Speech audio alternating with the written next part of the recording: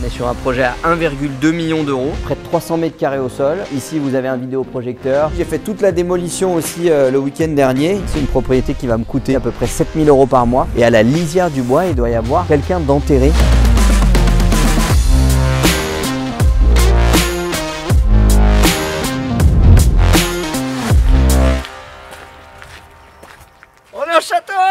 Salut les amis, bienvenue dans cette toute nouvelle vidéo qui me fait très plaisir comme vous le savez. Ça fait des mois maintenant, une année quasiment qu'on travaille sur cette opération. Une opération très particulière, je vais vous l'expliquer pourquoi. Parce qu'on est enfin propriétaire d'un château. Je vais vous expliquer un peu comment ça se passe, comment est-ce qu'on a acheté, comment est-ce qu'on va diviser tout ça. Il y aura une partie qui sera destinée à la maison de mon papa, qui est actuellement une salle de mariage. D'ailleurs, vous allez le voir, c'est très beau. C'est la seule partie qui est rénovée du château. On a une deuxième partie qui sera destinée à ma résidence principale, où là il y a un petit peu de job, on va pas se mentir. Une troisième partie qui sera destinée à un gîte qui est juste derrière, et la quatrième partie ce sera sur le terrain, puisqu'on va faire ici un village nature avec des buts, des yourtes, des cabanes dans les arbres, un truc très chouette. Vous me connaissez, je ne pouvais pas acheter ma maison, la maison dans laquelle mes enfants vont grandir, sans faire un petit projet locatif, un peu business on va dire sur les bords. Donc je vais vous montrer tout ça, c'est parti. Donc là vous allez voir, alors déjà ce qui est assez particulier, c'est qu'on n'est pas vraiment sur un vrai château. C'était pour faire un titre un peu putaclic pour vous cliquer les amis, mais c'était surtout qu'ici on est sur une place forte, ce qu'on appelle une maison bourgeoise fortifiée. Et d'ailleurs vous pouvez voir ici sur le tour, on est sur une propriété qui fait 1000 m² habitables au total. Vous allez voir, c'est très beau, 5 hectares de terrain et l'ensemble de la partie fortifiée entourée de douves. Il y a très longtemps, quand on avait un seigneur, vous voyez, qui avait un petit peu de sous mais qui n'était pas non plus blindé à la mort, on va dire, et ben en fait il n'avait pas sous pour faire des remparts, donc il creusait des douves sur le bord de son château, qui fait que vous imaginez bien un chevalier qui traverse ici la douve avec une armure, il rentre ici au milieu, il coule. Et c'est pour ça qu'on appelle ça une fortification. Donc c'est ça qui est assez particulier. Donc ici, peut-être que dans le futur, je mettrai un pont-levis ou un truc comme ça. Ce qui est sûr en tout cas, c'est qu'on mettra un portail ici en fer forgé. Pour l'instant, on ne l'a pas commandé. J'ai pas encore travaillé sur le sujet pour tout vous dire, parce qu'il y a beaucoup de sujets à travailler ici sur le château. Et donc vous allez voir, on a notre 4 parties. On va commencer par la partie de la grange, qui est actuellement une salle de mariage, qui va être complètement transformée pour devenir la maison de mon papa et de ma belle-maman. Et vous allez voir, c'est plutôt très beau. Donc ici, on est dans l'ancienne salle de mariage. Donc on est sur une grande longère qui a été complètement rénovée par les anciens propriétaires. Près de 300 mètres carrés au sol, qui va rester assez tel quel en fin de compte. Ici, il faut imaginer qu'il y aura un grand canapé. Ici, vous avez un vidéoprojecteur. Ici derrière, une table à manger. Donc on est sur une bâtisse avec chauffage au sol. Vous voyez un très joli béton ciré qui a été fait encore une fois par les anciens propriétaires. Des petites lumières dans les bordures. Encore une fois, les anciens propriétaires, on leur a racheté également un lot de meubles. Ici, ils avaient fait une sorte de restaurant avant que ce soit la salle de mariage, donc ils avaient tout un tas de meubles. Et c'est pour ça qu'ils avaient fait un petit bûcher au milieu de la pièce que nous, on va transformer en une vraie cheminée à bois. Parce que vous vous doutez bien que dans ce genre de bâtisse, si tu te chauffes à l'électrique, mon copain, forcément ça va te coûter très cher. Donc nous, on va essayer de faire un truc un petit peu plus optimisé. Je vous expliquerai un peu sur le plan énergétique, c'est assez particulier pour le château. Comment est-ce qu'on va faire? Mais surtout, voilà, ici un gros insert en bois, un truc qui va vraiment rayonner dans toute la pièce, qui va chauffer un petit peu les murs. Et on verra à la mezzanine après un conduit qui fait 10 mètres de haut pour aller jusqu'au plafond. Donc ici, on avait anciennement les toilettes. Je ne vais pas vous faire visiter les toilettes les amis, hein, c'est des toilettes basiques. On est en train de faire des travaux pour transformer tout ça en salle de bain. Et vous voyez qu'on a une énorme hauteur sous plafond, comme vous pouvez le voir. On est à bien plus de 10 mètres en termes de hauteur sous plafond. Très chouette, ce qui permet d'un côté d'avoir des gros volumes et de faire un effet d'espace qui est très beau. Et je pense que mon papa va être assez heureux de vivre dans une maison comme celle-ci. Donc ça c'est cool. Ici on avait un vrai bar en inox, que ne l'oubliez pas, c'était une salle de mariage. Donc ici on a encore la pompe à bière. On a vraiment tout ce qu'il faut pour continuer à faire des mariages. Ici vous avez tout un tas de frigos. Alors je vous avoue que pour l'instant, mon père et ma belle-mère veulent y garder. Dans le futur, je ne sais pas vraiment s'ils vont tout garder. En tout cas, ils feront bien comme ils veulent. Ici, on a notre gros tableau électrique qui alimente l'ensemble de l'électricité de la grange ici. Là, on a juste une petite pièce où on a l'arrivée de la chaudière à gaz. Pour le petit point énergétique ici sur le château, on est 100% chauffage au gaz, à la fois dans la maison de maître qui sera ma résidence principale. Ici, c'est le chauffage au sol au gaz également. Et on a une cuve de gaz qui est directement enterrée dans le terrain. Je vais vous montrer juste après. Juste derrière vous, il y a la cuisine professionnelle qui va rester telle qu'elle, tout simplement parce que ma belle-mère adore cuisiner. Elle fait de la confiture, elle sait tout faire. Donc on avait des chauffe-plats ici sur la partie centrale, four professionnel, enfin vraiment on était équipés pour faire des mariages encore une fois. Mais grosso modo on va rester sur une belle cuisine en inox pour pouvoir faire des grosses fiestas. Ici on donne sur une petite terrasse que je vous montrerai juste après. Chaque partie de la maison, donc la grange qui est là, je pense que vous l'avez compris, hein, la bâtisse est en L. Ici on est dans la longue partie du L avec la maison de mon papa, le gîte qui sera de l'autre côté, on ira après, et la maison de maître qui est la partie du L qui fait un peu comme ça. On dirait vraiment un pingouin quand je fais le L. Donc voilà un petit peu pour cette partie, et encore une fois, vous voyez quand on se retourne, on a vraiment une super grande profondeur. Les artisans qui ont bossé ici à l'époque, qui ont rénové la grange, ont vraiment fait du super boulot en gardant un vrai charme. Toute la toiture a été refaite, elle a été réisolée avec de la laine en 150, donc c'est peut-être un petit peu light par rapport à ce que moi j'aurais fait, mais ça a le mérite quand même d'avoir une toiture rénovée, isolée. Et juste ici, vous voyez la petite verrière qui est là, va donner en fait dans la mezzanine qui actuellement est inexistante.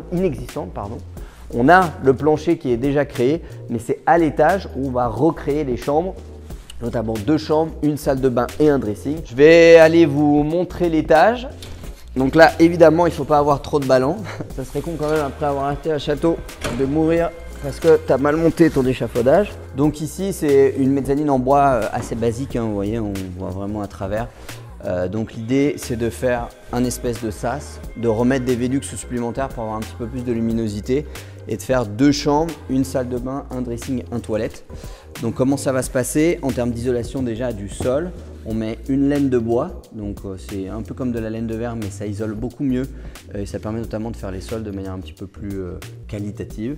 Une laine de bois, une couche d'OSB, un isolant de parquet, du parquet.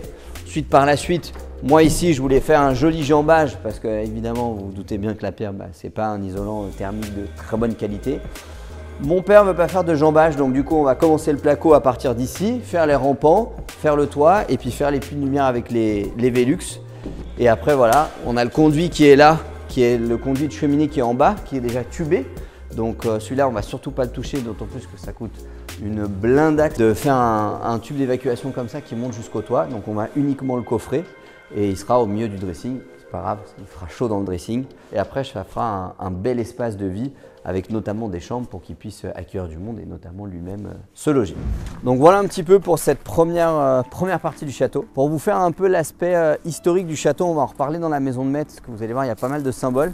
Ici, à la base, c'est un bastion templier. Donc si vous avez vu mon dernier post Instagram, et je vous invite à aller vous abonner à mon Instagram si ce n'est pas le cas, c'était à la base un bastion du XIIIe siècle qui a été construit à différents moments. Il n'y avait pas toute cette partie-là.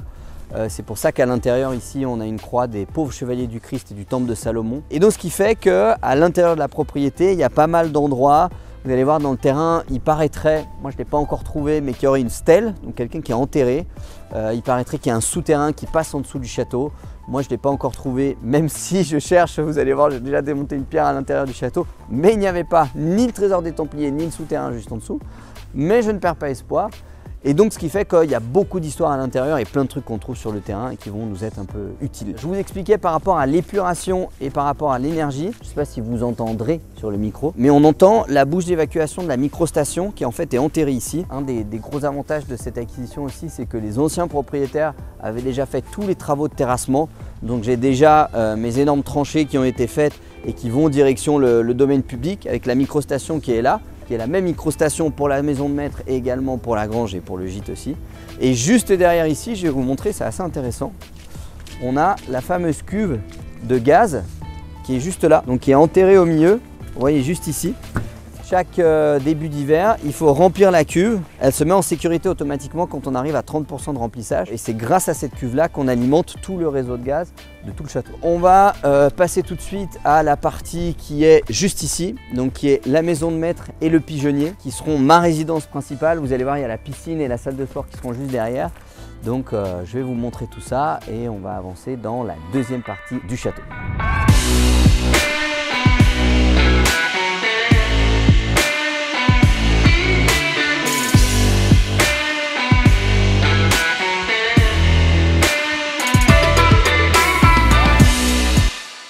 Bienvenue chez moi, inhabitable hein, pour l'instant évidemment. La deuxième partie du château, donc c'est la maison de maître, la maison bourgeoise, qui est vraiment, on va dire, l'endroit où il y a le plus de job, le plus de taf.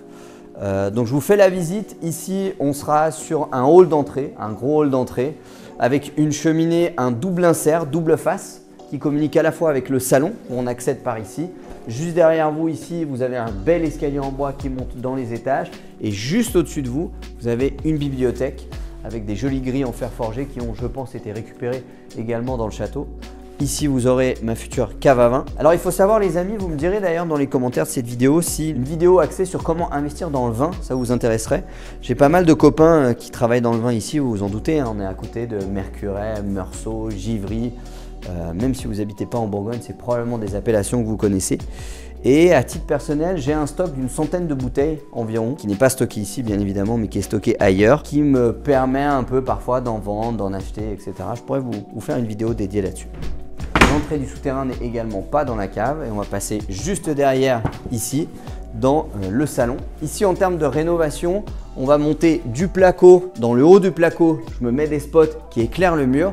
Et tout ce qui est au-delà de 2 mètres, je gratte l'enduit et je récupère la pierre qui est derrière pour faire un très joli mur en pierre sur toute la partie supérieure et qui éclaire le plafond à la française qui est assez exceptionnel. C'est assez rare d'arriver à trouver des plafonds à la française ici chez nous en Bourgogne qui sont aussi bien entretenus que celui-là. Donc ici, on tombe dans la partie salon. Donc comme vous le voyez, ici, on a une pierre avec une croix des chevaliers de Malte qui a été gravée. Juste ici, on a un ancien lavoir. Donc en fait, les gens ici, il faut imaginer qu'ils prenaient leur douche comme ça, puis la flotte, elle tombait ici, puis elle partait dans la douche parce que là, on a accès, comme vous pouvez le voir sur la vidéo, à 5 hectares de terrain.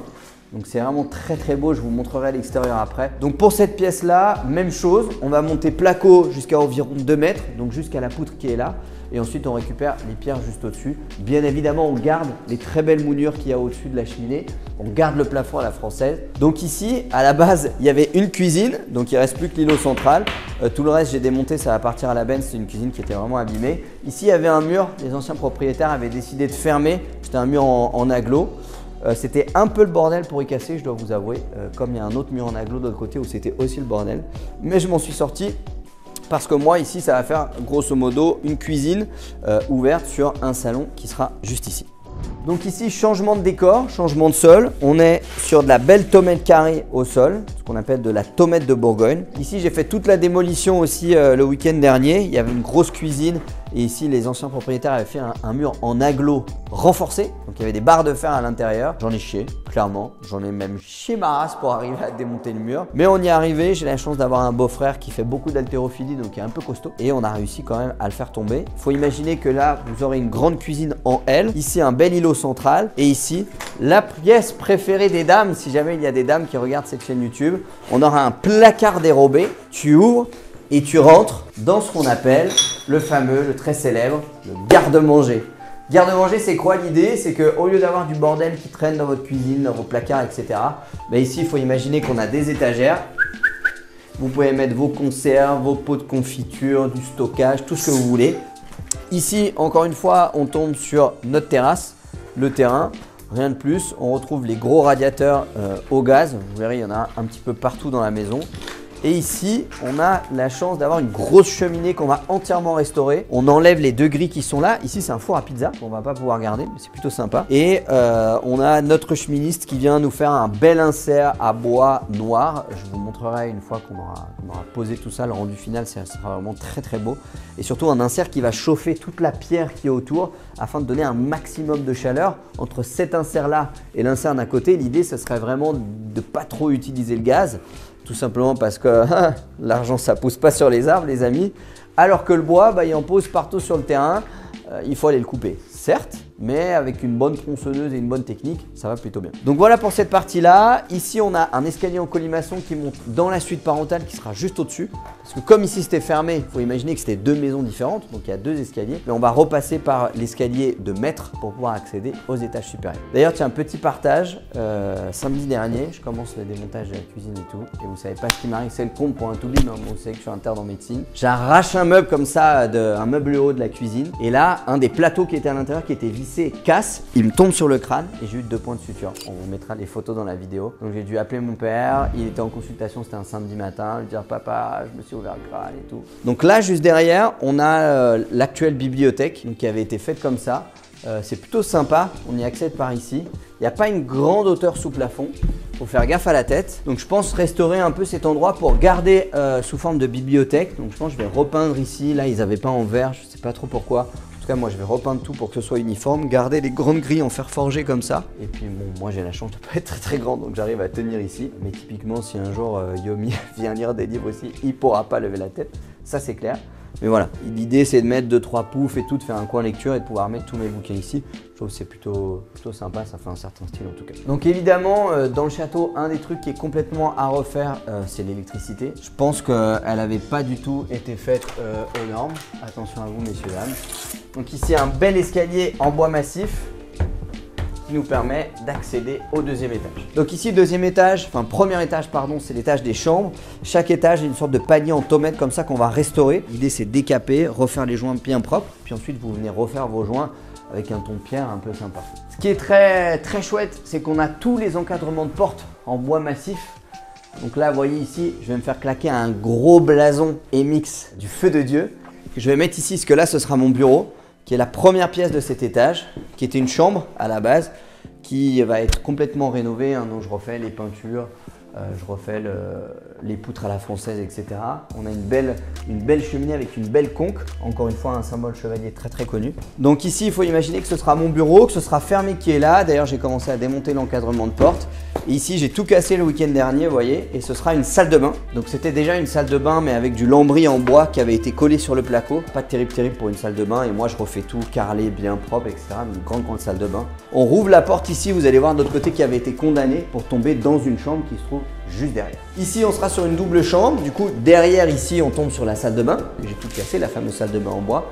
On sera sur une double chambre qui sera au début la chambre de ma petite fille qui est encore toute petite, qui a 4 mois. Donc comme ça, on la gardera à côté de notre suite parentale. Mais après, elle migrera à l'étage où on a les 2 vraies chambres d'enfants.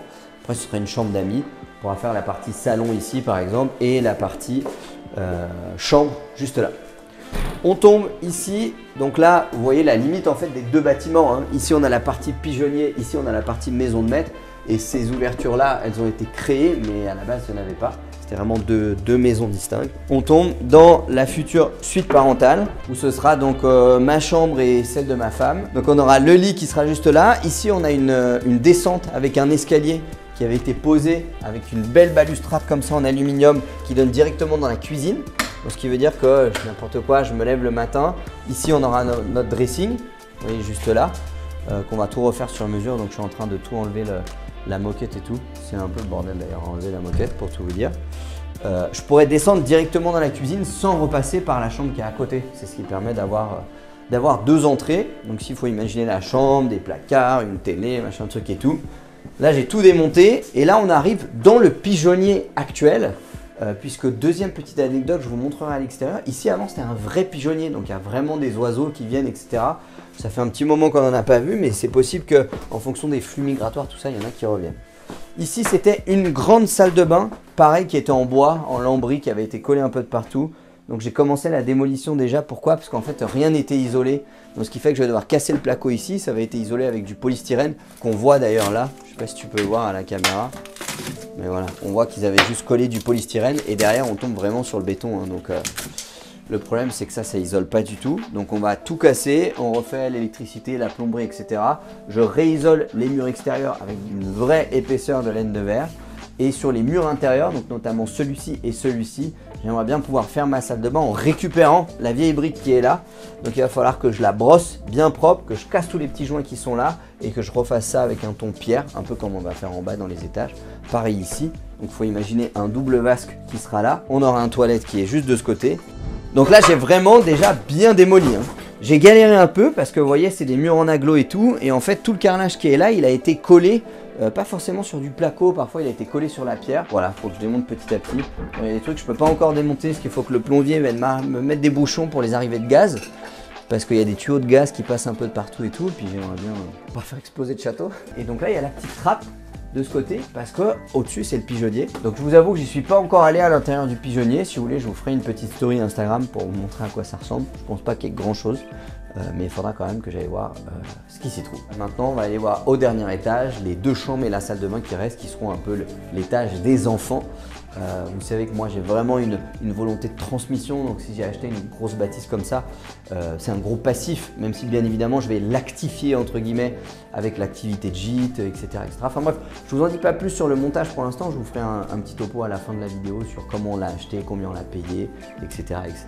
Bien, quoi. Et donc là, on poursuit l'escalier, donc chose assez sympa, il y a une porte, on dirait clairement une porte de film d'horreur je trouve.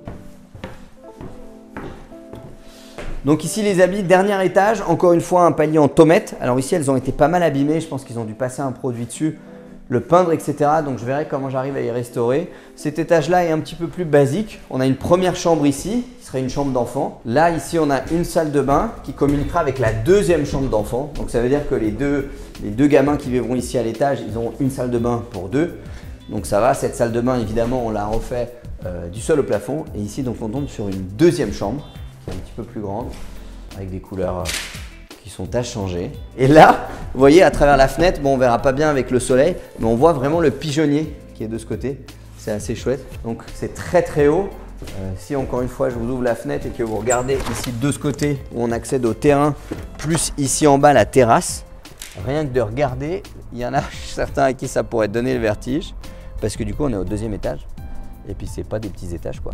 Donc on fera le tour du terrain juste après. Donc voilà pour la maison de maître où moi je vais vivre. Je vais vous montrer en bas la terrasse et la véranda. Donc là, il faut qu'on redescende tout en bas pour aller voir la véranda et vous allez voir une petite extension. Donc là, ici, on se retrouve à nouveau dans la partie salon et juste là, on a la partie véranda qui est très sympa et qui donne sur la piscine. Donc juste ici. Donc là, je pense que je vais faire une salle de sport. Donc j'ai un petit réagréage à faire dans le fond, 2-3 petites conneries à droite et à gauche. Après je vais me mettre des dalles, vous savez, de salle de sport, des dalles noires là. L'avantage étant que ici du coup on a d'autres entrées, ici et ici. Ce qui fait que si par exemple mon père ou ma belle-mère veut venir faire du sport le matin, bah, nous ici ce sera fermé. Donc même si on va être voisins mitoyens, on aura quand même des accès communs, notamment la piscine hein, qui va être commune ici. Ici on a une pièce très sympa. Ici, on avait une ancienne porte. Je pense à l'époque, ça devait être une cave d'ailleurs, où on a vraiment cette espèce d'arche comme ça, qui est une des parties les plus anciennes de la maison bourgeoise, qui était donc une cave voûtée que nous, on va pas pouvoir garder en cave parce que tout bon amateur de vin sait qu'une cave avec de la lumière et qui n'est pas enterrée en général, elle n'a pas une bonne hygrométrie. Donc voilà, je vais faire venir 2-3 copains pour vérifier, mais je pense pas qu'on pourra s'en servir comme cave à vin véritable. Par contre, l'avantage, c'est qu'ici, ils avaient mis un escalier et ils ont fait une chambre d'amis à l'étage que je ne vais pas vous montrer, parce qu'il n'y a pas grand chose à dire de plus, mis à part que c'est une chambre d'amis avec une petite salle d'eau et une petite chambre. Mais ça permettra voilà, d'avoir une chambre d'amis là, une autre chambre d'amis à l'intérieur et de pouvoir jongler en fonction de quand on reçoit du monde. On aime bien recevoir des amis qui viennent un peu en week-end, tout ça, profiter du pays agréable qu'on a en Bourgogne. Et ici, ça donne directement sur la piscine qu'on va aller voir tout de suite. Donc là, on est sur une piscine qui fait, je crois, 12 mètres par 5 ou 6, je sais même plus. Voilà, je n'ai pas encore ouvert pour l'instant, je sais juste que l'eau est bien verte. Et donc là, on a une belle vue vraiment sur la bâtisse. Et donc là, vous voyez qu'on voit bien l'architecture du bâtiment. Et petite particularité très intéressante, ici, si vous suivez la petite fissure en rigole qui est juste là, on a un petit trou dans la façade et il faut savoir que cette propriété ici elle est réputée parce que chaque année il y a des faucons qui viennent faire leurs petits. Donc tous les fauconniers du coin, on a appris ça le jour de la signature avec le notaire, viennent une fois par an, viennent frapper à la porte en disant voilà c'est la période de reproduction. A priori il y a sûrement des faucons qui ont dû se reproduire dans votre façade. C'est un endroit qui est très connu parce qu'il y a le pigeonnier en fait hein, et qu'en général c'était un environnement qui était propice. Ce qu'on m'a expliqué, moi je vous avoue que je ne connais pas grand chose en oiseaux. Mais c'est plutôt un truc assez sympa quand on verra les petits faucons qui vont s'envoler d'ici. Mais donc voilà pour la fin de la visite de cette deuxième partie qui est la maison de maître. Donc la partie numéro 3 du château, c'est le gîte. Alors actuellement c'était pas un gîte, hein, c'était là où les gens vivaient. Mais où nous on va en faire un gîte construit et puis après on va faire des gîtes, des logements alternatifs directement dans le terrain. Quelque chose d'assez sympa. Donc c'est cette partie de bâtisse qui est là. On voit bien la toiture hein, d'ailleurs qui est séparée. On a 2 bouts de toiture. Donc c'est tout ce qui reste ici, qui est un gîte de 110 mètres carrés, qui est déjà rénové. Alors il y a 2-3 petits trucs à faire, 2-3 petites conneries à droite à gauche, mais grosso modo il est déjà bien rénové. C'est surtout les extérieurs où il y a beaucoup de propre, beaucoup de nettoyage à faire. Donc là, tous ces extérieurs là feront partie du gîte qu'on va louer pour la semaine principalement. J'ai un copain pas loin d'ici qui a un gîte un peu comme celui-ci, qui le loue à peu près 1 500 € la semaine et il est plein de mars jusqu'à septembre. Si j'arrive à faire ça, ça me paye quasi la totalité du crédit pour le château. Et je vous laisse entrer dans ma demeure.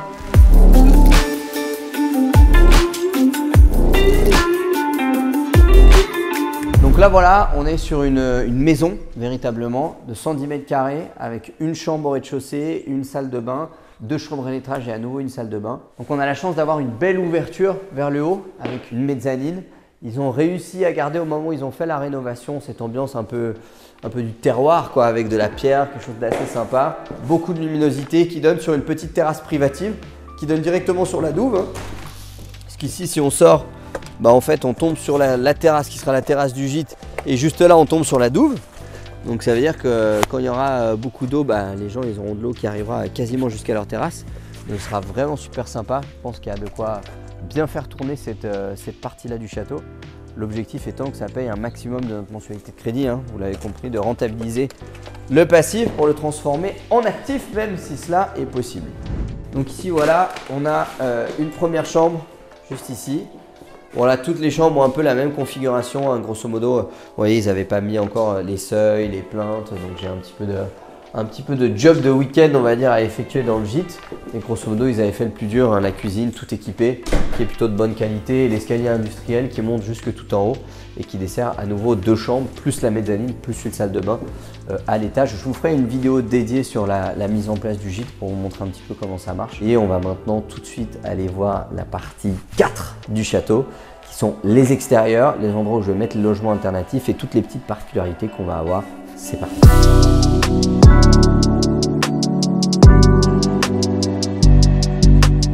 Donc là, on est sur l'ancien parking. Donc ici, je vais aller vous montrer un truc avant qu'on prenne la voiture pour faire le tour du terrain. On a commencé, mon père a commencé, puisque mon père était manœuvre sur des chantiers de maçonnerie quand il était étudiant. Donc il sait faire ça, aucun jugement encore une fois, à faire des plots, parce que un truc aussi qui est un peu chiant avec l'achat du château, mais voilà, il y a toujours des inconvénients dans un achat immobilier, c'est qu'on n'a pas de dépendance, on n'a pas de garage. Or nous, on aime bien les voitures, on aime bien bricoler, on a toujours du placo, du rail, de la laine qui traîne à droite à gauche pour les appartements. Donc, ce qui fait qu'on s'est commandé 2 gros containers de 40 pieds chacun. Donc c'est pour ça qu'on a réalisé les 2 plots qui sont là, les 2 plots qui sont dans le fond. Et puis pareil à côté, je vous mettrai une photo du genre d'aménagement qu'on aimerait faire qui est temporaire.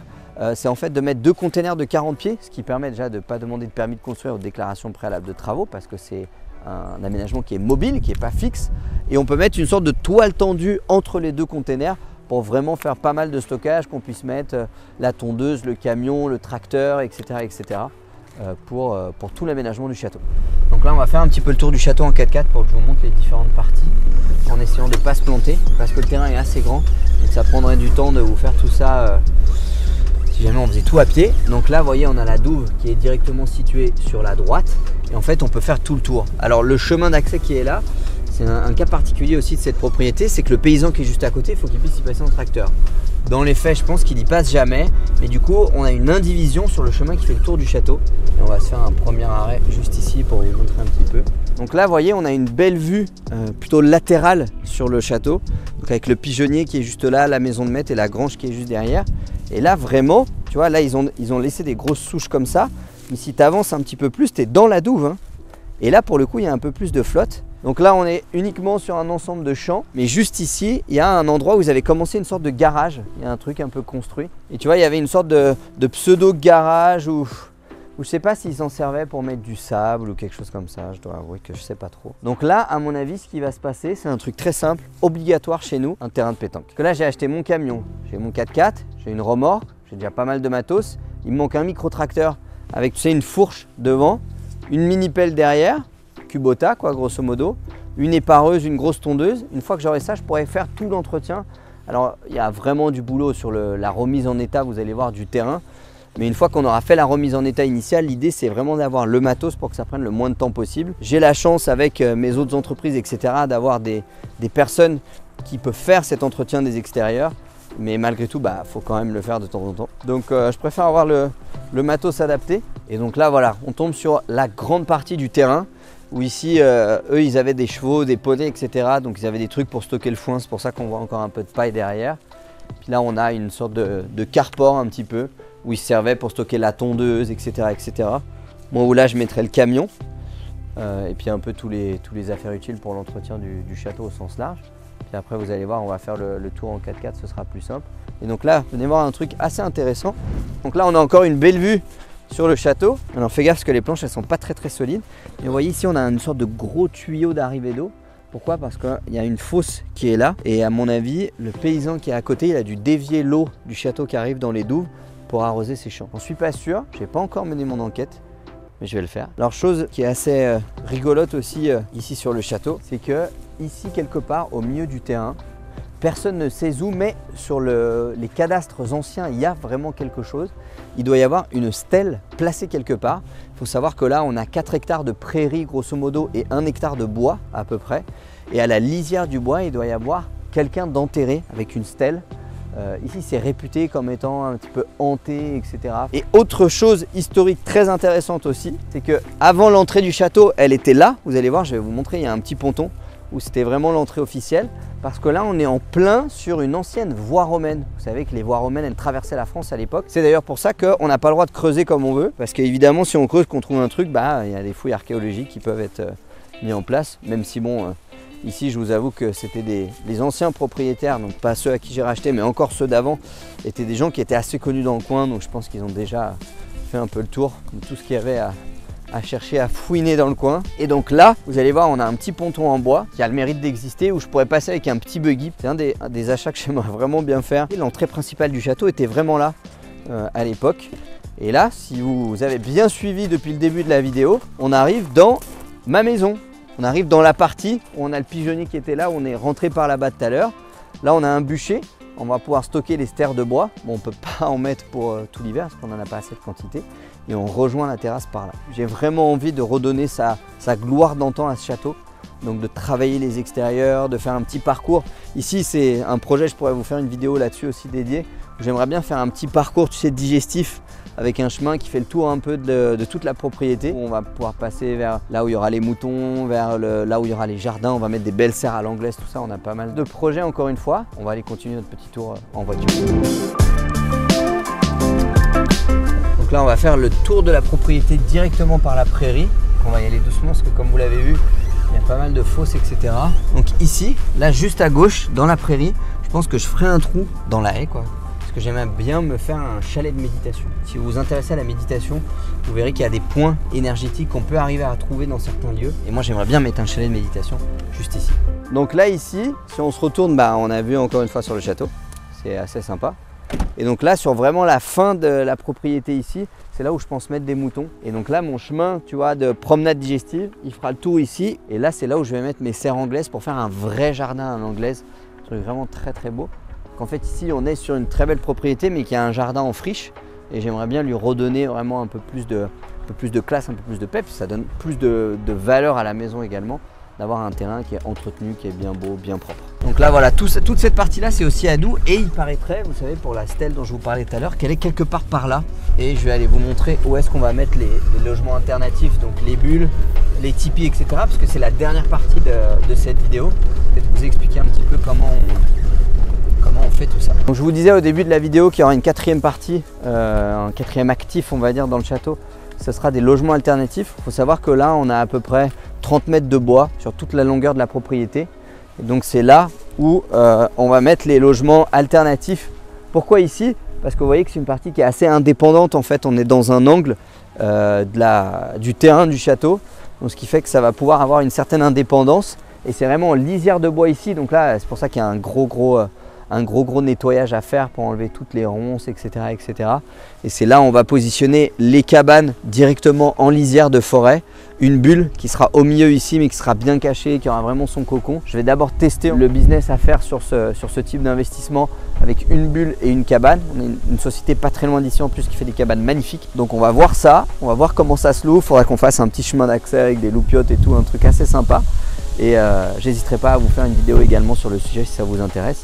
L'idée encore une fois étant de rentabiliser un maximum le projet du château, parce que ici il faut savoir que tous les mois c'est une propriété qui va me coûter en termes de mensualité de crédit à peu près 7 000 € par mois, en sachant qu'on est bien évidemment encore une fois plusieurs habitants à l'intérieur, plusieurs personnes qui travaillent, tout ça, mais surtout que j'aimerais, avec les logements alternatifs plus le gîte qu'on a visité juste avant, rentabiliser un maximum la propriété. C'est une SCI qui a acheté, qui est une filiale de ma holding, vous connaissez ça maintenant.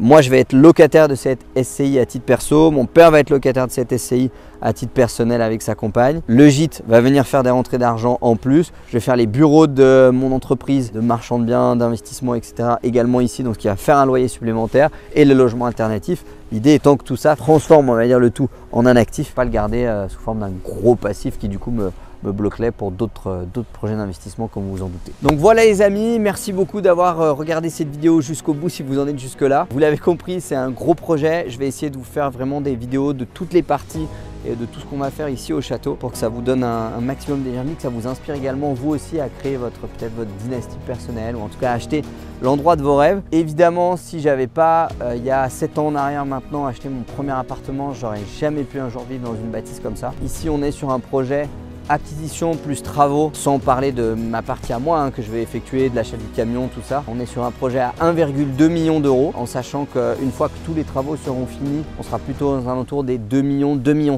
donc il y a une grosse plus-value à faire. Mais encore une fois, vous l'avez compris, mon projet c'est pas du tout de revendre cette bâtisse-là, absolument pas. N'hésitez pas à me dire ce que vous en pensez dans les commentaires de la vidéo, si vous avez des questions, si vous souhaitez que je vous fasse une vidéo sur un sujet particulier. Encore une fois, n'hésitez pas à liker la vidéo, à la partager à quelqu'un autour de vous. Je vous dis à bientôt, c'était Tim, ciao.